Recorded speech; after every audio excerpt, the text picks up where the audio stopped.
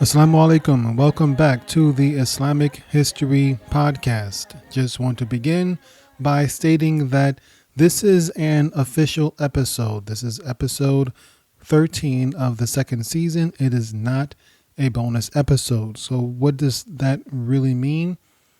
Bonus episodes are those episodes I do in between the real episodes in order to give you consistent content while I work on the ongoing story, which is, of course, the first century of Islam after the death of Prophet Muhammad sallallahu alaihi wasallam. Bonus episodes may eventually be taken down. I'm not sure yet if we're going to do that, but I'll discuss it a little bit more in the outro to the show. So for now, I just want to let you know what we are doing. We are continuing the story of the first century of Islam after the Prophet's death, and we're going to begin covering the Caliphate of Uthman. And for this episode in particular, we're going to mostly discuss the events that took place in Egypt while Uthman was Caliph. So we'll get right into that. Inshallah, show notes will be available at IslamicLearningMaterials.com/Uthman1. Uthman is Uthman and then the number 1. So without any further delay, let's go ahead and get into the show. Here we go with Season 2, Episode 13. We'll begin our story by first taking a look at the main character, Uthman ibn Affan, radiallahu anhu. Now we won't go deep into the details of his life because we've already covered that in an earlier episode. Instead, we're going to try to understand the character of Uthman and how he was viewed by the people he ruled. One of the most important things to understand about Uthman is that he was an old man when he became Caliph. He was actually 70 years old. And in a time when it was rare for people to live past their 50s, he was considered ancient. Another thing to understand about Uthman was that he came from one of the most powerful and influential families in the Arabian Peninsula.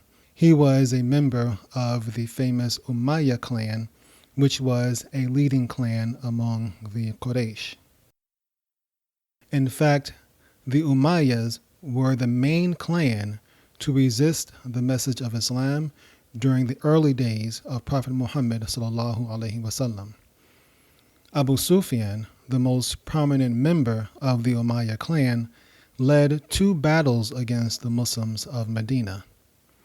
So Uthman was going against his family and positioning himself as an enemy of his family when he accepted Islam.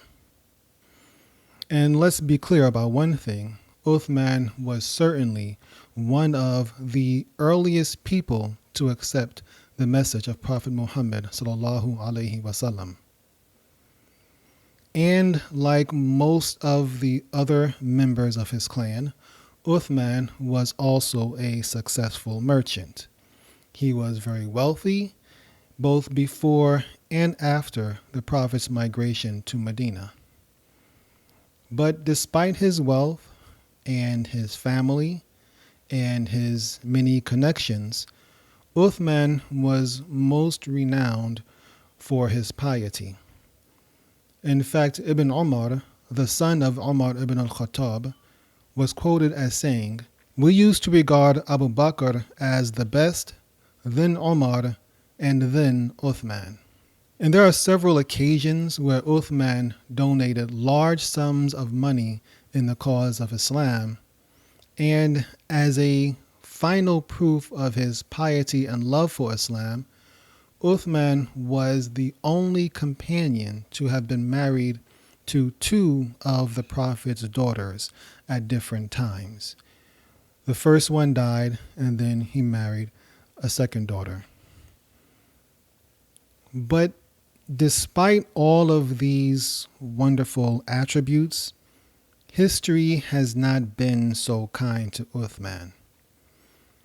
Perhaps it's because the beginning of the fracturing of Islam happened during his time.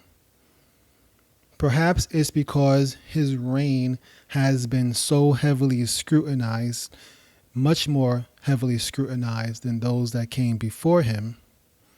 Perhaps it's because the man that came before him, Umar ibn al-Khattab, and the one who came after him, Ali ibn Abi Talib, are held in such high regards in our minds. Whatever the case, it seems that we always find ourselves comparing Uthman to someone else, particularly Umar and Ali. And unfortunately, we're going to do much of the same today as well. Because however unfair it may be to Uthman, he followed a giant of a man in Umar ibn al-Khattab. And Uthman's reign followed a period of unimaginable growth and advancement for the Muslim empire. One of the attributes that his predecessor, Umar ibn al-Khattab, was best known for was his ability to micromanage. We've discussed in earlier episodes how quick Umar ibn al-Khattab was to recall his governors and his generals that he thought were living too extravagant of a lifestyle. We've also discussed Umar's tendency to walk the streets of Medina searching for problems or issues that demanded his immediate attention. And Umar was known to keep a firm eye on how the money under his care was spent. This attention to detail on Umar's part, led to his subordinates and his governors being equally attentive.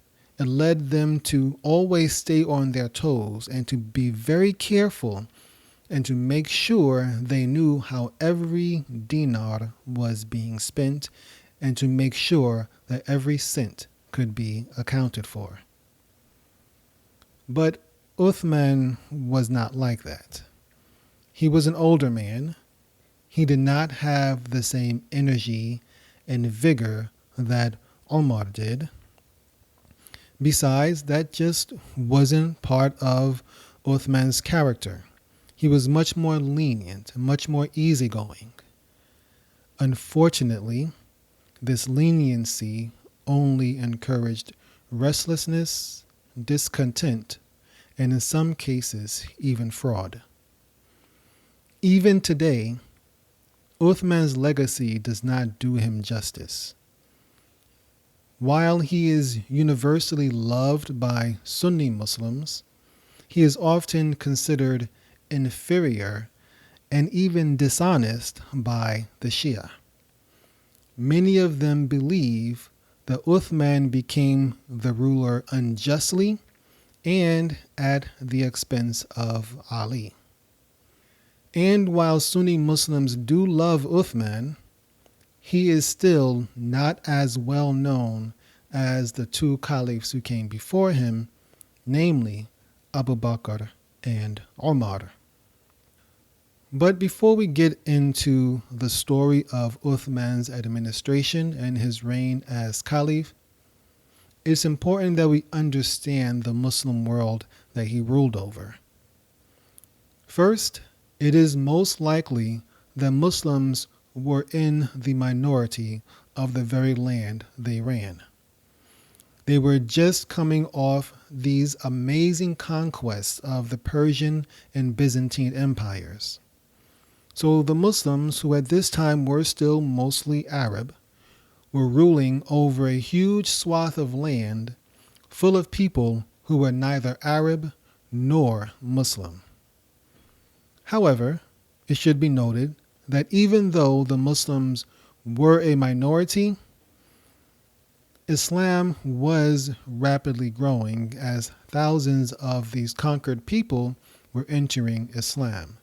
And let's be clear here that these people weren't forced to become Muslim. That just wasn't a thing that the early Muslims were interested in. They did not like to force people to become Muslim. That is a myth. However, it was definitely more convenient to be Muslim at this time. There was very little opportunity for advancement in this new government unless you were Muslim. Sure, there were instances of Christians and Jews and Zoroastrians who may have been clerks or secretaries or artisans and things like that, but there is no way a Christian would have been a governor or a sultan over any portion of Muslim land that contained a significant number of Muslims. And if by some miracle that did happen, it would only be a matter of time before he was replaced with a Muslim. The only way he'd be able to keep his position would be to accept Islam. And this would play out the same way in the military. Now, there are accounts of the Muslims using Christian soldiers in their military, but often these Christians were more like mercenaries that the Muslim government paid to fight on their behalf. But there is no way a Christian or a Zoroastrian commander would have military authority over Muslim soldiers, especially when you consider that Muslims believed that death would give them paradise, and they considered fighting a religious duty. And speaking of warfare, another thing we have to understand is that there were a lot of conquered people in the Caliphate. In fact, it's safe to say that most of the people in these Muslim-dominated lands had been conquered. And let's face it, most people don't like to be conquered. And this led to a lot of pent-up resentment and discontent in the empire. And this would eventually lead to several rebellions in far-off corners of the Muslim empire that would have to be put down during Uthman's reign. Another thing to consider is that the conquests were beginning to slow down. Quite frankly, the Muslims had run out of things to conquer. To the east, they had conquered the Persian Empire right up to the mountainous regions of modern-day Afghanistan and eastern Iran. And even though Islam would eventually penetrate these areas, these mountains and their unruly, warlike inhabitants and the tribes that lived there were slowing things down. To the west, the Muslims had conquered much of modern-day Egypt. The lands of northern Africa were open and available for the Muslims to venture into if they so desired. However, they were kept busy consolidating their rule over Egypt and fighting off attempts by the Byzantines, the Romans, to take the land back. To the south of Egypt, the Muslims had met stiff resistance in the areas of Nubia and modern-day northern Sudan. The fighters in these areas, the people in these areas, were very tough combatants, and eventually the Muslim administration would have to abandon their attempts to conquer these areas because the casualties were stacking up just too high. To the north of Syria, there was Anatolia, modern-day Turkey. This was the stronghold of the Eastern Roman Empire, what we call the Byzantine Empire today.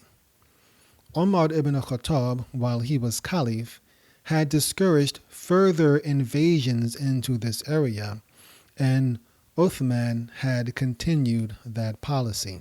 Furthermore, since this area of Anatolia was the heart of the Byzantine Empire, it would have been very costly and dangerous for the Muslims to invade. So that really only left the strip of land connecting Europe to the Arabian Peninsula. And this region was flanked on one side by the Black Sea and on the other side by the Caspian Sea. And this land was covered by the Caucasus Mountains, and it contained the modern nations of Azerbaijan, Armenia, and Georgia. And this is where most of the significant military gains took place during Uthman's reign. Unfortunately, this slowdown in conquest led to other problems because up to this time, the primary source for income in the Muslim Caliphate was wealth from conquered nations. But with so few conquests going on, there was much less wealth to go around. And the Muslims still had this huge empire to administer, and that took money.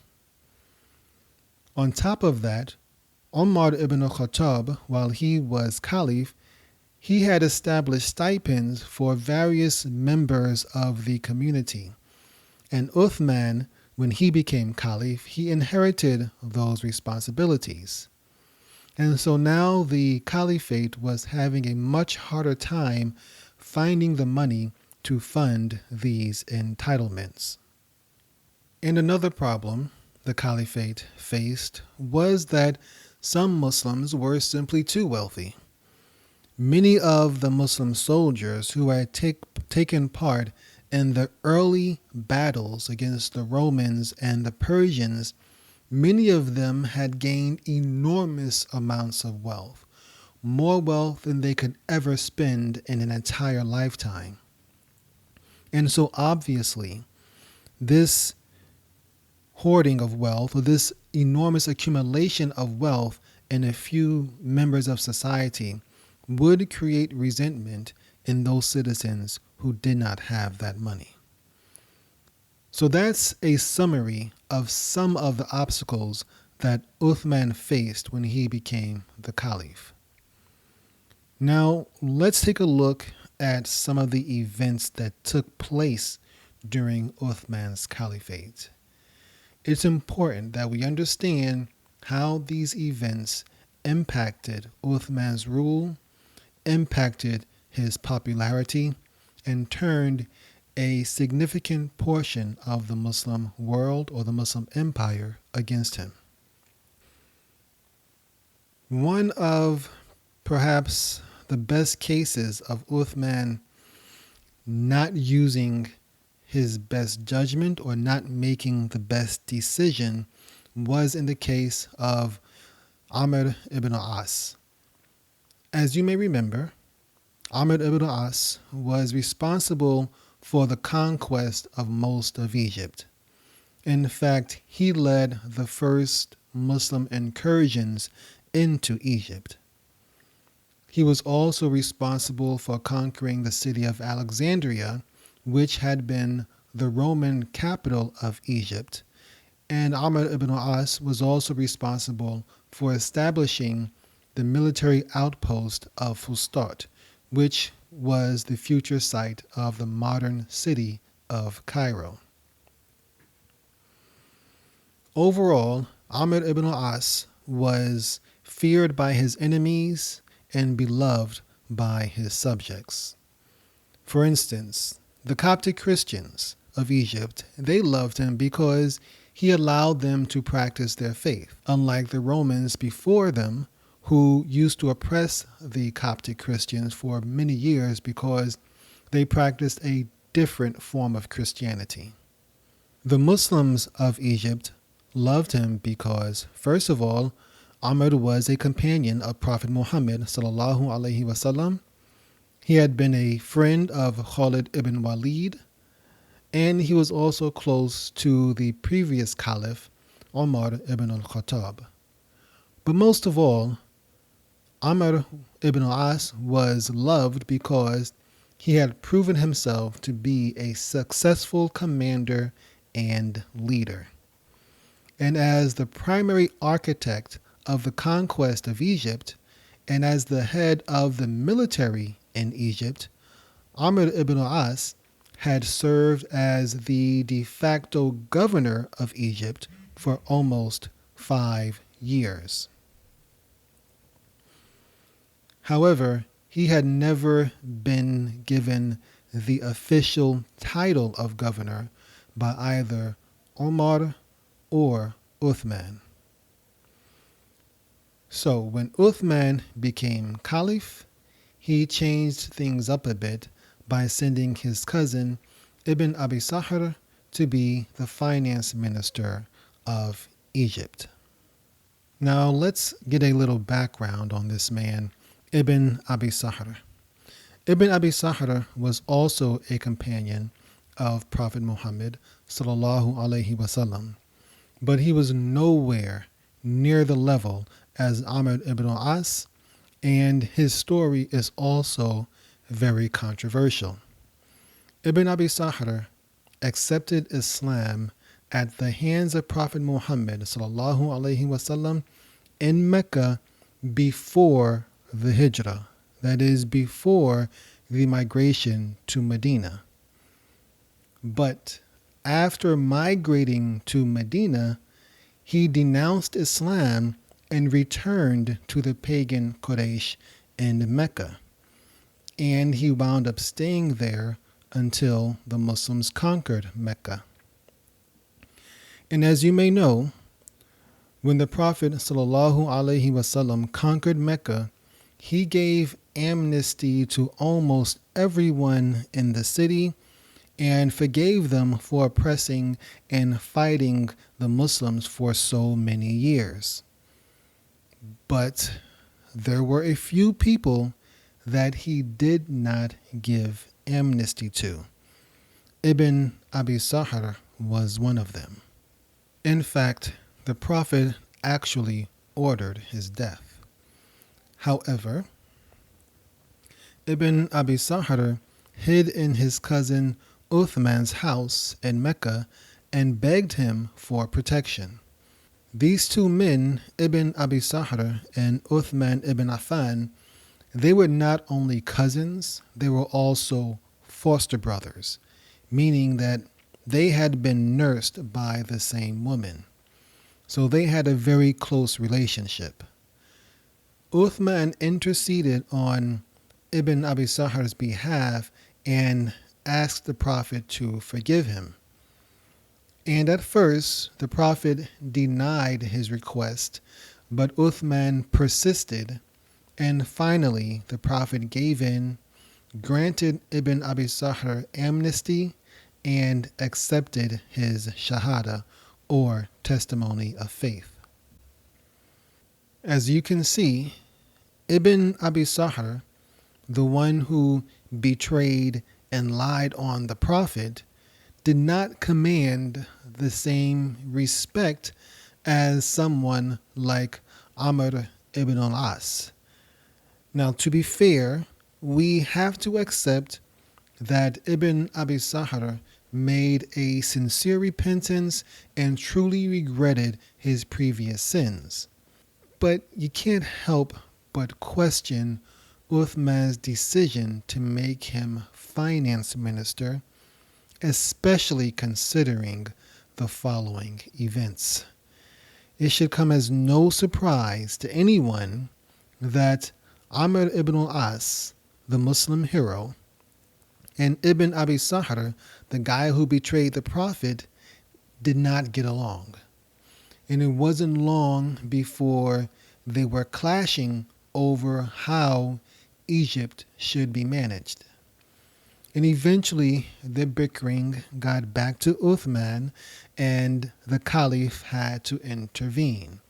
He recalled them both to Medina and listened to their cases. After hearing their arguments, Uthman decided in favor of his cousin Ibn Abi Sarh and ordered Amr ibn al-As to remain in Medina. Ibn Abi Sarh returned to Egypt as the official governor. However, Ibn Abi Sarh was no Umar ibn al-Aas. He did not have the legend nor the resume of Umar ibn al-Aas, and neither the Christians nor the Muslims of Egypt loved him the same. As for the Romans, they were still upset about losing Egypt in the first place, but all this time they had been afraid of Amr ibn al-As, who had beaten them so many times. But this new guy, Ibn Abi Sarh, they knew nothing about him and saw no reason to fear him. And with Amr gone, the Romans saw a perfect opportunity to retake Egypt. In the year 645, the Romans launched a massive fleet and invaded Alexandria from the sea. Ibn Abi Sarh, the new governor of Egypt, did not yet command the respect of his military. He was not used to fighting the Romans, and he was taken completely by surprise when they invaded. Within a matter of days, the Romans had recaptured the city of Alexandria. When Uthman found out, he immediately sent Amr ibn al-As back to Egypt, leading an army of 15,000 soldiers. Now, Amr ibn al-As, on the other hand, he was used to fighting the Romans, and he knew exactly how to deal with them. In the early days of the Muslim expansion, we had mentioned how the Muslim bows and arrows were always inferior to the weapons, to the bows and arrows of their enemies, the Romans and the Persians. But things were different now. The Muslim archers had always been better with accuracy and skill than their Roman and Persian enemies. But now that they also had good materials, they were almost unbeatable. And Amr ibn al-As used his archers to great effect. The Romans always preferred to fight outside their cities and away from their forts.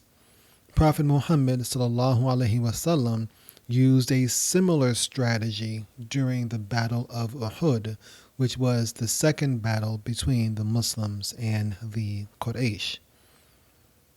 Amr had also participated in the Battle of Uhud, but at that time he was fighting against the Muslims and fighting for the pagan Quraysh. So Amr, he was ready for the Romans when they lined up for battle in the open fields outside of Alexandria. Amr ordered his archers to launch volley after volley of arrows into the Roman ranks. And all the hapless Romans could do was try their best to protect themselves under their shields. But the onslaught of the Muslim arrows still wiped out nearly a quarter of their ranks. After several hours of this, when the Romans had been sufficiently weakened, Amr ordered the firing to stop. Then he commanded his soldiers to draw their swords and lower their lances and led them in a massive charge against the Romans. The fighting was fierce but very brief. Within a few hours, the Roman army was annihilated, and Amr ibn al-As had conquered Alexandria for the second time. Spoiler alert, it would not be his last time. Upon conquering Alexandria, Amr ibn al-As learned that many of the local Christians of Alexandria had assisted the Romans in their invasion. After all, these Christians, these Coptic Christians primarily, they were loyal to Amr ibn al-As and they loved him, but they had no connection whatsoever with Ibn Abi Sarh. Nonetheless, Amr still levied higher taxes on the entire Christian community of Alexandria as punishment for their betrayal. Now, Umar felt sure that this victory would prove to Uthman that his presence was needed in Alexandria. He felt certain that Uthman would appoint him or reinstate him as the governor of Egypt. Instead, as soon as word reached Uthman of Umar's victory, he recalled Umar back to Medina and confirmed his cousin Ibn Abi Sarh as governor of Egypt. This final insult turned Umar ibn al-Aas against Uthman for good, and he would spend the next several years trying to undermine Ibn Abi Sarh's rule in Egypt. Now, these questionable moves by Uthman made Ibn Abi Sarh anxious as well. For one, he saw how easy it was for his cousin to replace one governor with another. Job security was something that Ibn Abi Sarh just could not be assured of. Secondly, Ibn Abi Sarh also realized just how beloved Umar was by the people of Egypt. So he had to find a way to prove himself to both Uthman and his Egyptian subjects. And so Ibn Abi Sarh thought an invasion of North Africa would be a good idea. He requested and was granted permission to invade the North African lands to the west of Egypt. These lands were, at this time, still controlled by the Romans. Ibn Abi Sarh led a successful campaign across the northern coast of Africa, and he ultimately conquered Tripolitania, which is modern-day Tripoli, the capital of Libya. And he forced the locals to pay him a large tribute. Ibn Abi Sarh returned to Egypt in the year 648, victorious and loaded down with wealth from his exploits. Unfortunately, Ibn Abi Sarh failed to leave a garrison in Libya, and as soon as he left, the Romans simply moved back in and reoccupied the area. Still, Uthman was pleased with his cousin's victories and allowed him to keep a portion of the wealth and the tribute from Tripolitania. And then he ordered his uncle and future caliph, Marwan ibn al-Hakam, to distribute the rest. However, Marwan ibn al-Hakam mismanaged the money and squandered it with some very unwise spending. And this brought criticism and grumbling from the older Muslims who perhaps still preferred Umar ibn al-As over the current governor. Now, despite his shortcomings, to be fair, Ibn Abi Sarh would eventually grow into his role and develop into a more competent commander, as we'll see in later episodes. And even though this was a rocky start to Uthman's administration, most of his decisions turned out pretty good. One of his best decisions was making another one of his cousins, Muawiyah ibn Abu Sufyan, governor of the Levant.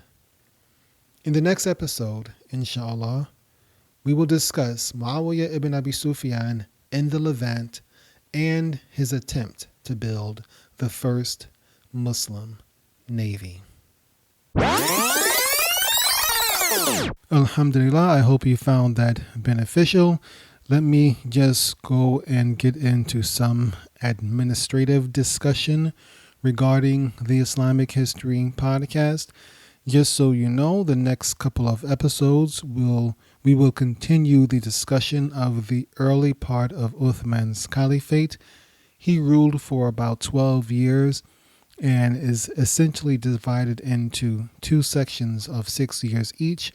The first 6 years was relatively peaceful, and the last 6 years were relatively turbulent. So we're going to spend these next couple of episodes, inshallah, discussing his first 6 years. What we are really trying to do in this segment, where we cover the first 6 years of his caliphate, is try to understand the events that turned some segments of the Muslim community, the Muslim population, against him. And some of this may be kind of difficult because we Muslims often have the habit of lionizing the companions of Prophet Muhammad sallallahu alaihi wasallam. We make them larger than life without realizing that they were human and they made mistakes. So in order to try to give you a more complete picture, I'm going to have to highlight some unpleasant parts of Uthman's leadership, and you saw some of that today. And there is more to come, where we bring forth some of the things that Uthman did that were mistakes on his part. That doesn't mean he deserved to be killed, which is ultimately what happened. I hope that wasn't a spoiler alert. I kind of thought most people knew that. But still, I want you to understand how things got to that point where people are willing to kill him. But for right now, let me just try to help you understand that there's going to be a shift in the story. There's a shift in the Muslim world anyway, around the time that Uthman's caliphate is challenged by his opponents, where his leadership is challenged. There's a shift in the story where things start to get really ugly in the Muslim world. And what I believe is going to happen, and actually what I want to reflect in a certain way, I want the tone of these episodes to also reflect that ugliness.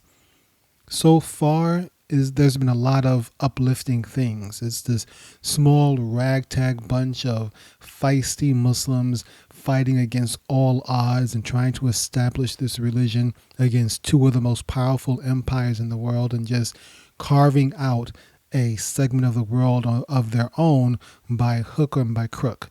And not by crook, but you know what I mean. Against all odds, they are just determined to survive. And that's an inspiring story for Muslims.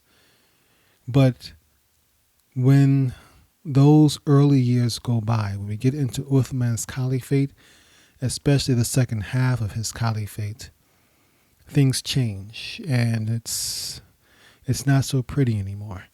And Muslim turns against Muslim, and the fracturing of the Muslim world begins. And for better or for worse, I have a feeling this podcast or these stories that I tell will reflect that.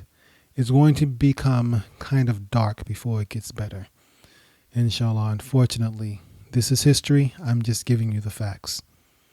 So one other thing I want to let you know before we wrap up is that I will, these stories, during Uthman's caliphate, they won't be done in exact chronological order. So I'm not going to say, well, this happened in the year 645, and then this happened, and then this happened, and the year 646, this will happen. I'm not going to do that because it's very hard to understand how all of these events played together to build up this resentment towards Uthman. Instead, what I'm going to do is tackle related subjects so you can see how certain things happened in the pocket. So in today's episode, we primarily just focused on Uthman and Egypt. But these events that we discussed took place over several years. But I condensed them down into one episode so you can see how so many things where so many related events turned people against Uthman. Primarily, he lost the support of one of the most influential generals and commanders, Umar ibn al-Aas. So it's a different way of trying to tackle a very complex story of a very complex people in a very, very large period of time and across a large swath of land. Inshallah, hopefully we will be successful in this.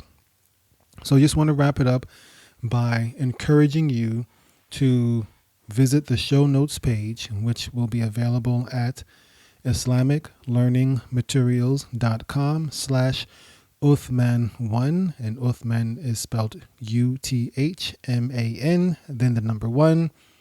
When you go to the show notes page, you will see lots of things there. The main thing you're going to find is the transcript for this episode. Basically, my notes kind of made into a transcript. I don't know how important that will be for you. You may or may not want it, but it's there in case you just want to look at it. Who knows? Also, there'll be a book recommendation I want you to check out. One of the books that I use in creating this story about the history of Islam. It's a book called The Chronology of Islam by H.U. Rahman. It's available on Amazon. There's a link there in case you want to check it out. Also in the show notes page, there will be some things you can do there to help support the show, inshallah, and I hope you feel inclined to do so. And another thing you'll find there will be an article written by Sister Subhana Wahaj, who is the daughter of Imam Siraj Wahaj, and this article she wrote is called I Don't Need Any Reminders. It's about how sometimes people overreact when they are given advice, particularly Islamic advice, and it gives the advisors advice on giving advice. I hope that wasn't too confusing. But the article is not available now. It's going to come out, I believe. Well, when I say now, this show is coming out on Monday morning. So it will not be available at the day that this show comes out, Monday morning. But I believe it will be available on Tuesday or Wednesday. I think Tuesday.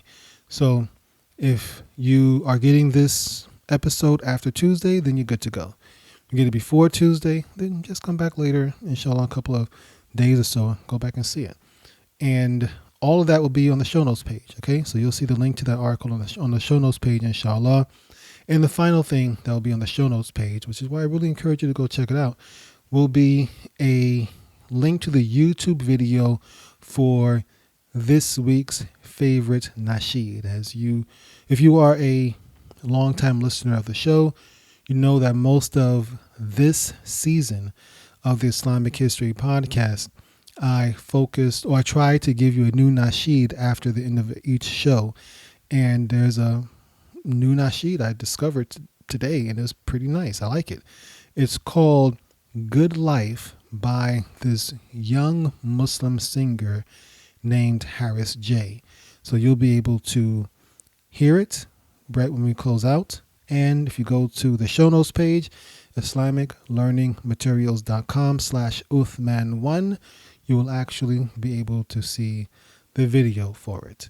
And I encourage you to support his music if you like it. I don't know him. I'm just saying that if you like the music, then go listen to it on YouTube, inshallah.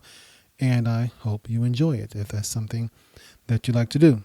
So with that, we are going to wrap it up, and we're going to bounce on out of here to Good Life by Harris J. Until next week, inshallah. Assalamu alaikum wa rahmatullahi wa barakatuhu.